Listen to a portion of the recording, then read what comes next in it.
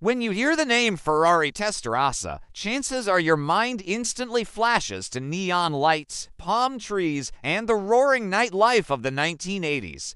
But what if I told you this car isn't just a pretty face from a TV show? It's one of the most important Ferraris ever built, a machine that redefined what it meant to be both exotic and usable on the streets. Today, let's dive deep into the story of this Italian icon, a car that became larger than life. The Testarossa wasn't born out of style alone, it was born out of necessity. By the early 1980s, Ferrari's flat 12-engine cars were starting to feel outdated. Regulations, cooling issues, and the growing demand for refinement all pushed Ferrari to reinvent its flagship. The answer came in 1984 with the debut of the Testarossa, a car that stunned the world not only with its looks but with its engineering brilliance. And oh, those looks, the side strakes, also known as cheese graters, weren't just for show. They were functional, channeling air to cool the massive rear-mounted radiators. But beyond engineering, they defined an entire generation of car design.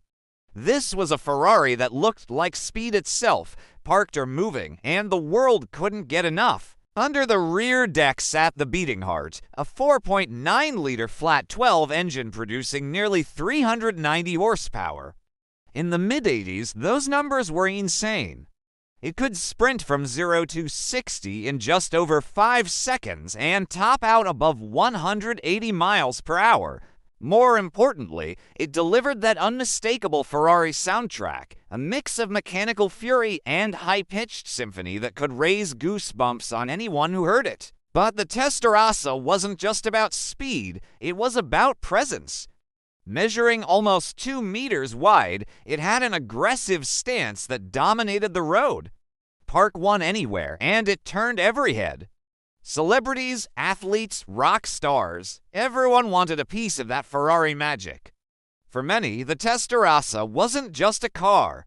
It was the status symbol of the 1980s. Its cultural impact skyrocketed when it became the star of Miami Vice. Seeing Detective Sonny Crockett cruise through the neon-soaked streets in a white Testarossa turned the car into an instant pop culture legend. Overnight, it wasn't just a Ferrari, it was the Ferrari, the dream poster car for millions of kids and adults alike. Yet, beneath the glamour, it was still a proper Ferrari. Drivers praised its stability at high speeds, its balance, and that unrelenting engine. Yes, it was wide. Yes, it demanded respect, but in the right hands, the Testarossa was thrilling and rewarding. It wasn't perfect. The gearbox was heavy when cold. The interior ergonomics were, well, Italian, but these quirks only added to its charm. Over its production run, Ferrari refined the Testarossa into the 512 TR and later the F512M, each one improving performance while retaining the core identity. But ask any enthusiast, and they'll tell you, the original Testarossa, with its raw 80s attitude, remains the purest expression of the legend. Today, the Testarossa stands as a rolling time capsule. It embodies the extravagance, the style, and the boldness of an entire era. More than that, it represents Ferrari at a turning point, when they blended outrageous design with serious engineering to create a car that would outlive the decade it was born in. So, the next time you see those iconic side strakes and that wide stance, remember, the Ferrari Testarossa wasn't just a car. It was a cultural revolution on wheels, a piece of art that captured the soul of the 1980s and continues to capture hearts today. And now I want to hear from you. Do you think the Testarossa is the ultimate 80s supercar, or has time made it overrated? Drop your thoughts in the comments, and don't forget to like, subscribe, and stay tuned for more legendary car stories.